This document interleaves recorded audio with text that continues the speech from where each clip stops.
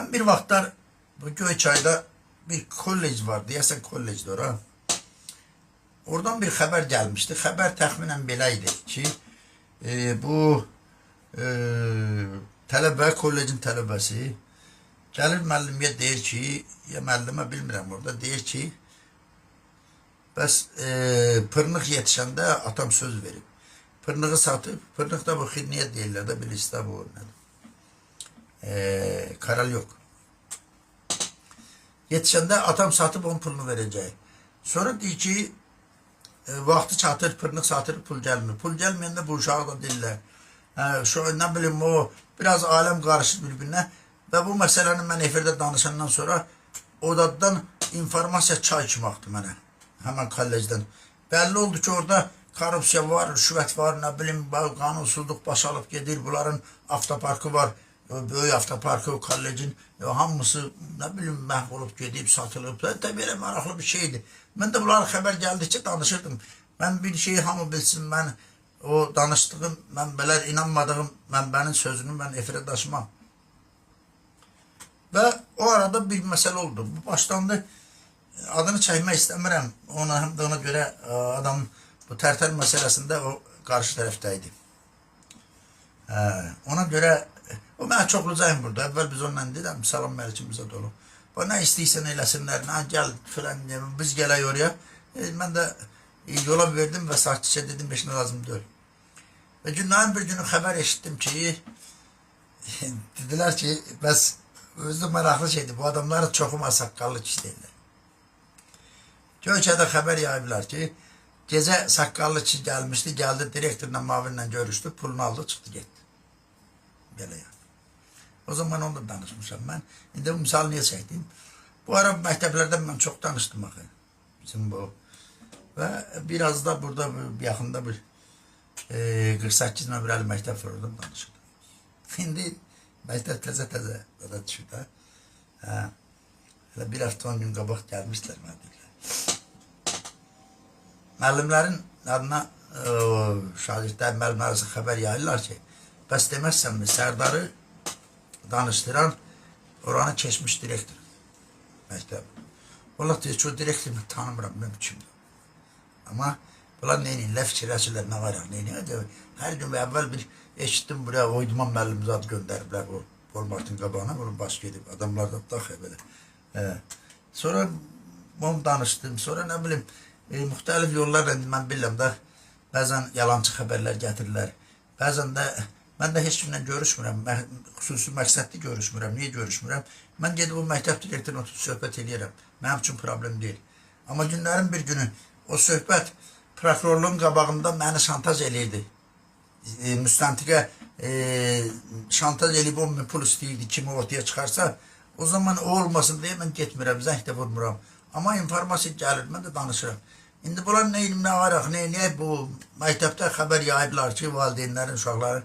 Sən demə, Sərdar Əlibəlini danışdıran məktəbin keçmiş direktoruymuş. Mən bilmirəm o kimdir. Nə bilim vallahi.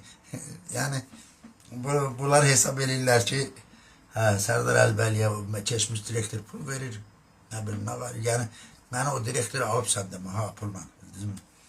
Nə bilim, o doların vicdanına. Amma deyirəm də, bu, orada həmkarların nə oyunlardan çıxdığını mən danışdım. Bayramlarda valideynlərdən və şagirdlərdən pul necə yığılır, onu danışdım. Mən bu, o həmkarlar komitəsinin kartını qoydum efirə. Dedim ki, gedin araşdırın. Heç adım da demədim, gördün deyirəm də. Gedin araşdırın, o karta da pul gəlir, nə qədər pul gəlir, elə yanvardan bəri. Baxın, görün, o zaman hər şey ortaya çıxacaq. Sonra bu məktəbdə direktorun aylarla, bəzən də həftələrlə məktəbə gəlməməyi, sonra direktorun öz evində ya da ayrı haradasa bilmirəm, şagirdlərin, yuxarı sinif şagirdlərinin yarısını aparıb direktorun kənarda hazırlıq keçməyi, yerdə qalanını müəllimlər öz aralarında böyle aparıb evində uşaqlara, nə bilim. Yəni, dərs sistemi tamam pozulub. Və mən demişəm, tək o məktəb deyil, bütün bu ətraf məktəblərin hamısı elə. Amma əsas məsələ nədir, gülməli nədir? Bu, yaxşı bir söz var, bu, hatta deyir, Mirzə Ələkbər Sabir yazmışdı. Şairam çünki vəzifəm bu əşşar yazım. Gördüyüm nükbədə eliyim izhar yazım. Günü parlaq gündüzü ağ gecəni tar yazım. Bəs niyə böyle bərəldirsən ha qarə gözünü? Yoxsa əyri görürsən bu aynada özünü? Bunlar mən hələ görmədim bu qədər zadda. Çox cüzi istisnalar var ha. İndi heç şimdi adını hallandırıb eləmək istəmirəm. Mən hələ görmədim ki bir nəfər o güzgüdə görsənən ayıblarını örtməyə çalışsın.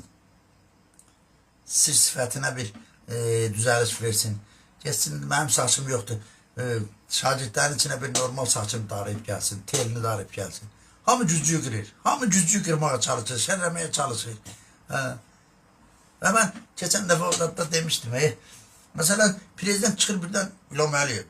Cirasda, ulan qabağını alır, qudurğanlar, nə qudurubsuz, nə bilim, belə olacaq, qovuram sizi falan elərim, hamı ayaqları çapan çalır. Yazıq jurnalist deyir ki, burada rüşvət aldılar, burada qudurğanlıq var, burada məmur uşaqları belə eləyir, o dəqiqə məhkəməyə qaçırlar. Nə ilə qaçırlar? Ha, şərəf və ləyaqətimiz tapdandır, qəribə şeydir. Adamlar utanmadan gedirlər məhkəmədə. Bu şərəf də, ləyaqət də dükanda satılan, bazardan alınan şey deyil. Şərəf, ləyaqət bir dəfə düşər, bir dəfə tapdanarsa, o da adam şərəfsiz və ləyaqətsiz olur. Ya utanmadan hamısı qaçır məhkəməyə gedir ki, mənim şərəfim tapdanıb, ləyaqətim də alçaldırıb. Barəsində məhkəmə qərarı olan şərəfi tapdanmaq, ləyaqəti alçalmaq haqqında məhkəmə qərarı olan şərəf və ləyaqət olmaz.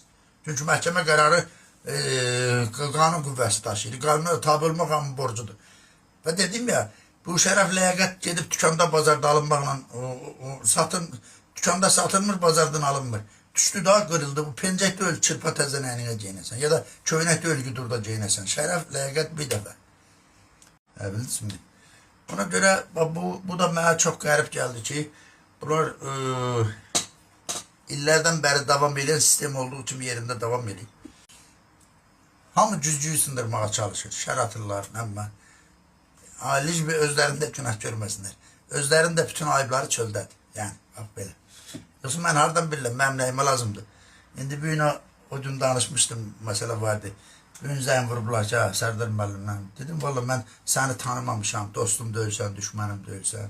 Nə bilim, amma hər nə qədər ki, vətəndaş mənim problemim var deyəcək, hər nə qədər ki, o məktəbdə valideynlər, o məktəbdə müəllimlər öyle ya da böyle haqlı olaraq şəhiddə bulunacaqlar, mən susmayacağım. Siz mən direktiv, siz deyin ki, gedin deyin ki, İlham Əliyev tutub onu bizə işlədir. Belə. Deyin deyin, mənim onun istisi-yoxu yox. Emir Əmrullayevin adını çəkin. Da məktəb direktorun evi, deyin Emir Əmrullayev eləyib. Nə var ki? Bəzi onun istisi-yoxu yoxdur. Yəni bir daha deyirəm, aynaları qırmaq yox. Aynaları qırmaq yox, sındırmaq yox. Və gözünü də bərətmək yox. O bərələn gözlərinə baxanda gözləri normal hala gətirib, nə bilim, ayıb yerlərini örtmək lazımdır.